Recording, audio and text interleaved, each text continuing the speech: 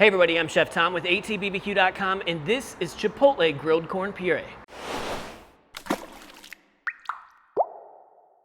Well, we're still living in our endless summer here in Kansas, and it's a great time to be incorporating corn into our dishes. This is a great base that you can put proteins on top of, or you can serve as a side dish. We're essentially going to grill off some corn, we're going to puree it, and then cook it down and mix in some chipotle, some butter, some really good stuff. Lots of flavor in this dish, and it tastes really fresh. Think of a fresh polenta when you think of this dish. So step one, we're going to take fresh corn and shuck it. Now, full disclosure, this recipe is fully inspired by my friends over at Lottē in Wichita, which is some of the best food you can eat in Kansas, in my opinion.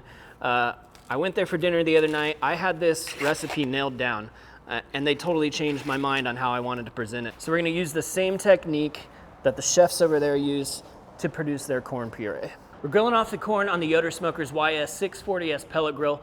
We just want to get some char on here. It's gonna cook in the pot later, so we don't have to fully cook these right now. We just want to get some color on them. That's why we're running this at 500 degrees, fully direct. So that corn's going directly over the flame. Don't walk away, stay close. We'll roll these around until we get some good char on the outside.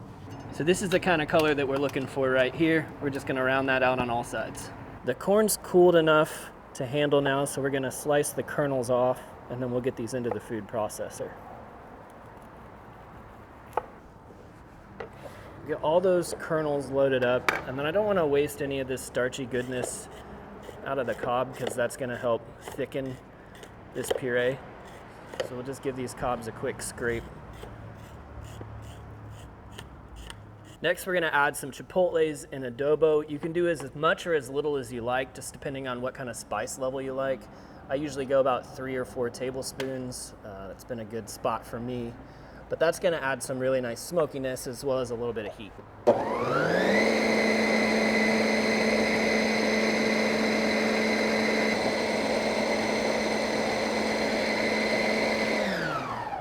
Get that pretty well blitzed, and then just scrape down the sides to get any of those bigger chunks.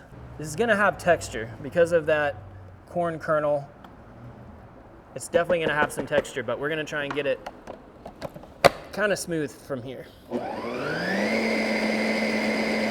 So this is going right into the Dutch oven. No need to add anything else.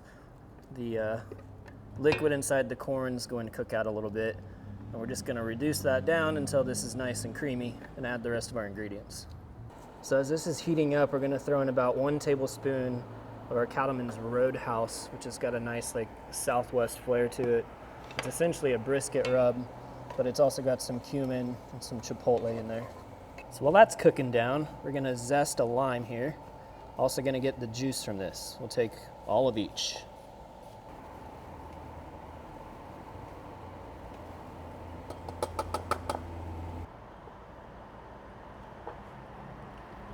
This should give us a couple tablespoons of lime juice. So you can see how we've cooked a lot of that moisture out now. Now we're gonna make it creamy by throwing in a stick of butter. I'll fold that in here. Also gonna add our lime juice. I'm not gonna do all of it at first, so we can always add more later.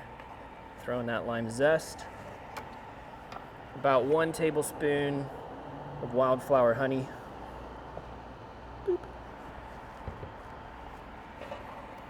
And we'll just give this a good fold with the heat off. Oh yeah, smoky, limey, creamy. Get a little taste for the salt here.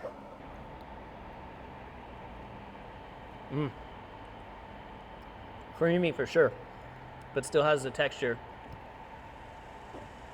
Lime's coming through, chipotle's there, it's smoky. And we've amped that up, of course, by charring off the corn first, so we get some of that smoke from the grill, we get some of that smoke from the chipotle. Nice sweetness to it as well. It kind of tastes like a cornbread, but in a much creamier state. Let's plate it up. So like I said, this typically would be a great base to put your proteins on. You could put some grilled chicken on here, some pulled pork. You could even do like a braised shank or beef. We're gonna top this off with some Cotija, which is gonna offer a little bit more salt and funkiness. And I've got these beautiful cilantro microgreens from my buddy Jimmy down at Can Grow. Hydro Farm.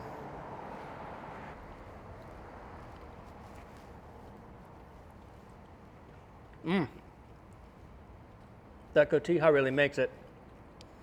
And such a fresh pop out of those cilantro micros. Jimmy, you're a magician. I don't know how you do it. This is gonna make for a great side, a great base. Include it in your next meal. I'm sold. Shout out to the guys at Lottē. Thank you for the technique. Thank you guys so much for watching. Be sure to check out atbbq.com for all the products featured in today's video. If you enjoyed the recipe, hit that subscribe button. And if you have any questions or comments or there's anything you'd like to see me cook, let me know in the comment section down below, and let's be good to one another. For more recipes, tips, and techniques, head over to atbbq.com/thesauce.